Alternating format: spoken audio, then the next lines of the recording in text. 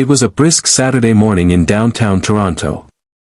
The city buzzed with its usual rhythm, coffee shops filled with conversations, joggers weaving through sidewalks, and luxury SUVs cruising the lanes. Emma Bennett, a 35-year-old tech entrepreneur and single mother, walked hand in hand with her 5-year-old son, Leo. She had just closed a multi-million-dollar deal the previous week and decided to spend the weekend simply being Mom. They strolled down Queen Street, window shopping, sharing a hot chocolate, and laughing at pigeons chasing crumbs. For Emma, life had finally fallen into place. Success, comfort, and above all, her little boy who brought meaning to her every day. But fate has a way of rewriting our carefully written stories. As they passed the corner of a busy intersection, Leo suddenly stopped. His small hand clenched hers tightly, his eyes wide and unblinking. "Mom, that's my brother," he said, pointing across the street. Emma's heart skipped. "What, sweetheart?" she asked, bending down to his level, wondering if it was a make-believe moment or another one of his vivid dreams. Leo pointed again. "There. That boy. On the ground. That's my brother." Across the street, slouched beside a lamppost, was a thin boy, maybe 10 or 11 years old. His clothes were torn, his skin grimy, and he held a tattered sketchbook with stained fingers. He looked tired, but his eyes were bright, constantly scanning, observing, as if searching for something he couldn't name. Emma's stomach turned. She looked from Leo to the boy, then back again. She tried to brush it off. Maybe Leo had seen a video or a dream, he had a vivid imagination. But something about the homeless boy gnawed at her. Those eyes. There was something familiar. She crossed the street with Leo in tow. As they got closer, the boy noticed them and immediately lowered his head. A defensive instinct built over too many hard days. Emma crouched down, gently. "Hi there," she said softly. "Are you okay?" He didn't answer at first. He hugged the sketchbook tightly. Emma smiled, not wanting to scare him. "My name's Emma. This is my son, Leo." The boy gave a small nod. "What's your name?" she asked. The boy hesitated. "Jay," he said finally. "I think my real name was Aiden, but I don't know. People just call me Jay now." Emma felt like the air had been punched out of her lungs. Aiden. She hadn't heard that name in over a decade. Aiden was the name she had whispered to her newborn son in the delivery room 11 years ago, before handing him over to the adoption agency with nothing but a note and a prayer. She was 19, broke, scared, and completely alone back then.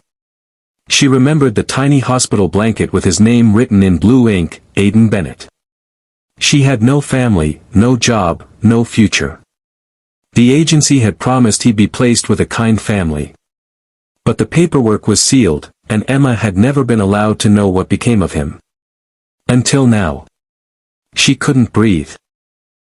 "How long have you been out here?" she asked, struggling to keep her voice steady. "Since last winter," Jay murmured. "Foster homes weren't good. One of them hurt me, so I ran. I tried shelters. But they were full. Sometimes people give me food. I draw stuff. Some people give money for it." Emma's eyes filled with tears. She looked at the sketchbook he held. "Can I see what you drew?" Jay cautiously handed it over. The pages were filled with pencil sketches. A street corner. A cup of coffee. A woman with a sad smile holding a baby. One picture, in particular, caught her attention. It was a drawing of a boy, Leo. The same clothes. Same curls. Holding a toy dinosaur. Emma looked up, stunned. "You drew him?" Jay nodded. "I saw him in my dreams. Every night. I thought maybe he was my brother." Leo gasped. "See, Mom. I told you." Emma broke down. She couldn't hold it in anymore. She pulled out her wallet and retrieved a folded photo she had carried for years, Aiden's only baby picture. His tiny face, wrapped in that familiar hospital blanket.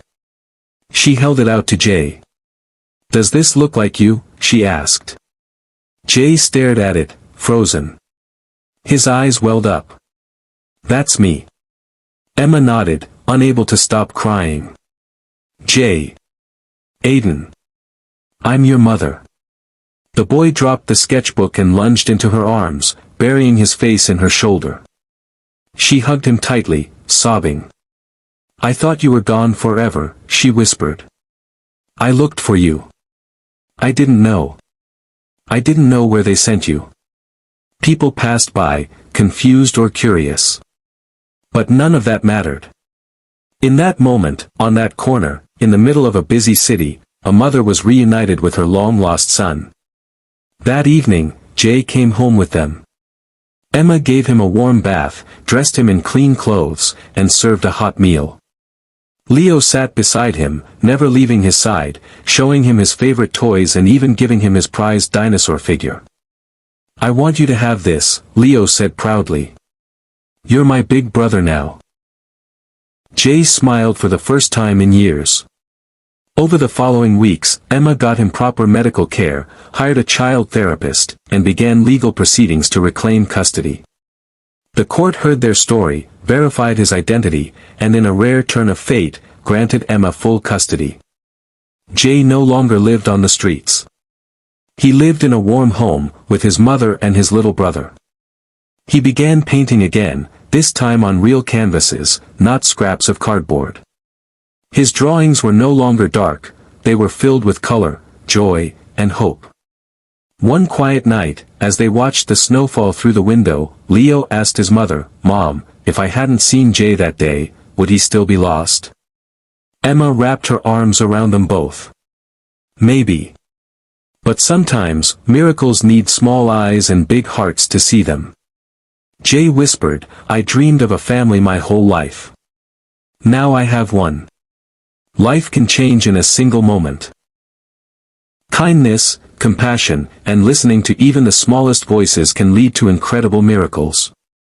No matter how much time passes, love has a way of finding its way back home.